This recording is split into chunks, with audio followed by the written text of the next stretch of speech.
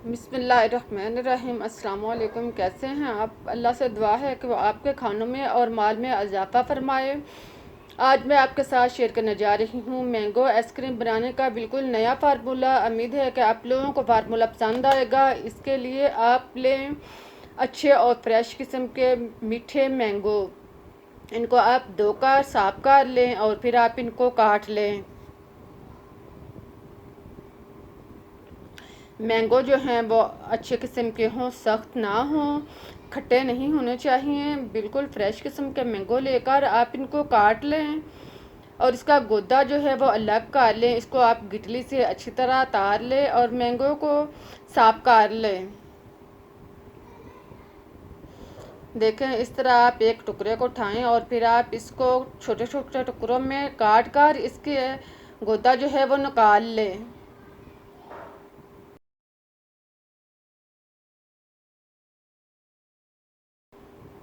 इसी तरह आप दोनों मैंगो को काट लें।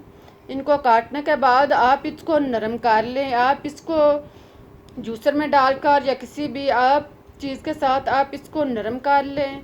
आप चाहें तो इसे मशीन में बना सकते हैं, बगैर मशीन के भी आप आइसक्रीम जो है वो तैयार कर सकते हैं। आप इसको जूसर में डाल लें और फिर आप साथ में 1 कप फ्रेश क्रीम डाल लें। इसके बाद आप इसमें कंडेंस्ड मिल्क आधा कप शामिल कर लें और फिर आप इसमें पीसी हुई चीनी डाल लें। पीसी हुई चीनी आधा कप डालने के बाद अब आप इसका ढक्कन बंद कर दें और इसको अच्छी तरह ग्राइंड कर लें।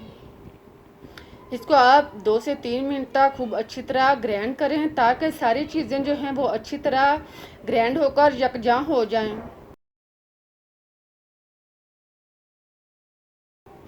इस तरह के आप इसको ग्राइंड कर लें। इसको ग्राइंड करने के बाद अब आप कोई भी 1 लाख डिब्बा लें। अगर आपके पास आइसक्रीम बॉक्स है तो आप वो ले सकते हैं। अगर आपके पास आइसक्रीम बॉक्स नहीं तो आप कोई भी 1 लाख डिब्बा लेकर इसमें आप आइसक्रीम को डालें और फिर आप इसको अच्छी तरह हमवार कर लें। इसके बाद आप इसमें मैंगो के छोटे छोटे कटे हुए पीस डाल लें और फिर आप इसका ढक्कन बंद कर दें।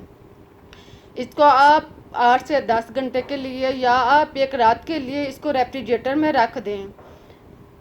1 रात के बाद आप इसको निकाल लें, इसका ढक्कन ओपन करें। आप देखें कि आइसक्रीम जो है वो तैयार हो चुकी है, सख्त हो चुकी है। आप देखें ये बिल्कुल बाजार जैसी आइसक्रीम तैयार हो चुकी है, जमी हुई नहीं है। आप इसको निकाल लें।